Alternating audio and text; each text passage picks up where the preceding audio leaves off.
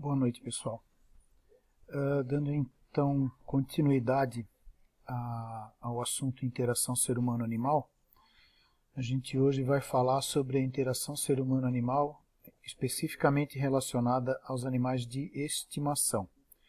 Vamos falar sobre a interação natural, a interação que ocorre no dia a dia entre os animais e seus tutores, e também vamos falar a respeito da terapia assistida por animais, especificamente nesse caso, por animais de pequeno porte.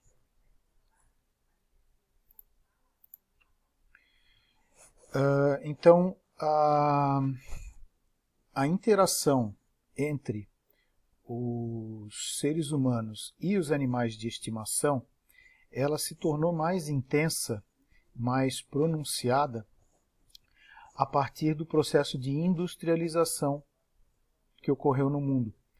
Porque com esse processo de industrialização ocorreu uma retirada, uma migração muito grande das pessoas do campo para as cidades, modificando então os relacionamentos com os animais, deixando de ser baseados na utilidade e passando a ser baseados no afeto. Então, como no caso hoje um maior número de pessoas acaba sendo criado em contato com animais de companhia, essa tradição continua se expandindo, a tradição de se ter animais de companhia em suas residências. Isso se justifica porque os seres humanos, eles são, por assim dizer, seres sociais e emotivos, e eles têm uma necessidade de se comunicar com outros indivíduos e também de sentir empatia pelos outros indivíduos. A gente está adaptado, nós seres humanos, a viver em grupos sociais grandes. E nesses grupos, os laços afetivos, as alianças com os outros indivíduos, ele é decisivo para que a gente tenha uma qualidade de vida melhor. Como muitos animais, principalmente os mamíferos, eles têm aparência e comportamentos muito parecidos com os do ser humano, muitas pessoas preferem, às vezes, se relacionar com os animais do que com os seres humanos, ou mantêm uma tradição de um equilíbrio nisso aí, mas os animais eles tomaram uma importância muito grande nessa interação, nessa divisão de afetividade dos seres humanos com os seus semelhantes e com os animais. O IBGE, em 2013, fez uma pesquisa, e nessa pesquisa eles chegaram à conclusão que existiam 132 milhões de pets no Brasil. Desses 132 milhões, 53 milhões eram cães, 38 milhões aves, normalmente aves ornamentais, 22 milhões de gatos, 18 milhões de peixes ornamentais e 2 milhões e 700 mil pequenos répteis e pequenos mamíferos. Essa pesquisa ela sofreu uma atualização em 2018 e nessa atualização se chegou à conclusão que de 132 passou para 139 milhões de pets nesses 5 anos de pesquisa. Ainda segundo essa pesquisa de 2013, o Brasil teria a quarta maior população de pets no mundo. Com a atualização de 2018, passou a ter a terceira maior população de pets. Esses dados da atualização de 2018 não constam do material que eu encaminhei para vocês, porque eu só consegui isso hoje. Então, já tinha mandado para vocês quando eu apurei isso. Mas vocês podem ficar tranquilos que isso não vai ser cobrado nas avaliações. 44,3%, ainda segundo essa pesquisa do IBGE, dos domicílios brasileiros possuem pelo menos um cão. Desses domicílios, em 44% deles, as pessoas veem seus cachorros como se fossem filhos. 64% dessas pessoas deixam os cães dormirem dentro de casa, uma parte desses, inclusive, no quarto, na cama dos tutores. 24% dessas pessoas não compraram seus cães, eles adotaram. Desses 24%, 59% são cães sem raça definida. Em relação a gatos, ainda segundo a pesquisa do IBGE de 2013, 17,7% dos domicílios brasileiros têm ao menos um gato. Desses, 45% também veem seus gatos como se fossem seus filhos. Dá para a gente ter uma ideia aí da importância que esse segmento se tornou no Brasil, tanto do ponto de vista comercial como do ponto de vista da medicina veterinária. Entre os entrevistados que não possuem pets, segundo a pesquisa, 100% têm vontade de comprar ou adotar um animal de estimação, sendo que desses 90% gostariam de adotar um cão e 20% gostariam de adotar um gato. Aqui a gente tem 110% se for somar os dois, porque uma parcela dessas pessoas entrevistadas gostariam de ter tanto um como o outro. E quais seriam os motivos que essas pessoas alegaram para não ter um bicho de estimação?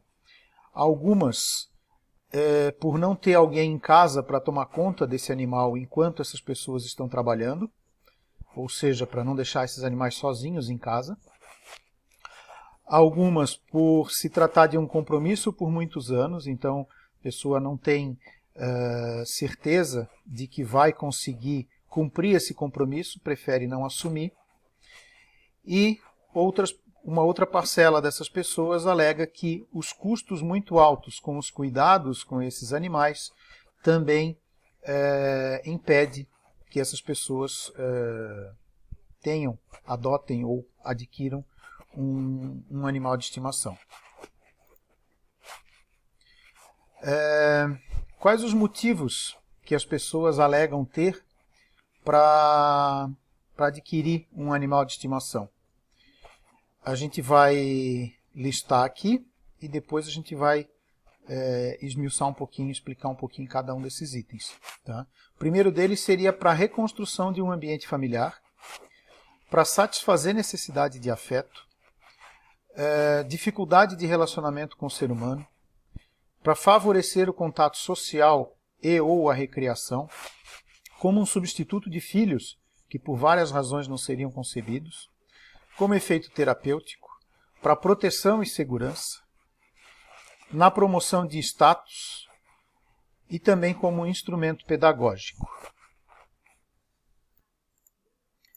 Então, a reconstrução de um ambiente familiar, o cão ele vai facilitar a interação entre as pessoas da família, principalmente nos momentos de dificuldade. Então ele vai agir como um fator de união, ele vai agir como um agregador em casos de dificuldade, em casos de desentendimentos dentro da família, ele pode agir como um fator de agregação e facilitar a reconstrução desse ambiente familiar. Ele também é usado para satisfazer a necessidade de afeto, pelo fato de atenuarem a solidão.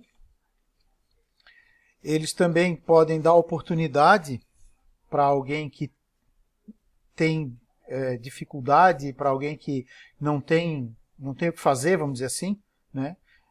Ele dá a oportunidade de a pessoa cuidar de alguém, ter responsabilidade em cima de algum ser, né?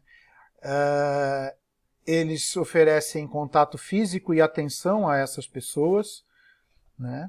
E também fornecem um sentimento de segurança para essas pessoas, normalmente nesses casos aqui, né, essas pessoas que têm a necessidade de afeto, essas pessoas que sofrem com solidão, né? Então, essas pessoas elas não têm um contato maior com um indivíduo, um ser humano, e eles vão buscar essa falta de afeto nos animais.